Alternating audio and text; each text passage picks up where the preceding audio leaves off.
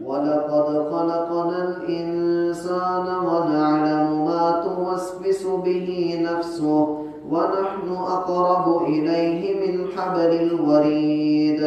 إذ يتلقى المتلقيان عن اليمين وعن الشمال قعيد ما يلفظ من قول إلا لديه رقيب عتيد وجاءت سكرة الموت بالحق ذلك ما كنت منه تحيد ونفخ في الصور ذلك يوم الوعيد وجاءت كل نفس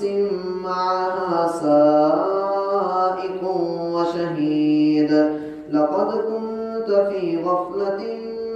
من هذا فكشفنا عنك غطاءك فبصرك اليوم حديد وقال قرينه هذا ما لدي عتيد ألقيا في جهنم كل كفار عنيد مناع للخير معتد مريب الذي جعل مع الله إلها آخر فألقياه في العذاب الشديد قال قرينه ربنا ما أطغيته ولكن كان في ضلال بعيد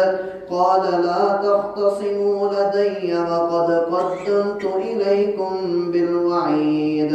ما يبدل القول لدي وما أنا بظلام للعبيد يوم نقول لجهنم هل امتلأت وتقول هل من مزيد وأزلفت الجنة للمتقين غير بعيد هذا ما توعدون لكل أواب حفيظ من خشي الرحمن بالغيب وجاء بقلب منيب ادخلوها بسلام ذلك يوم الخلود لهم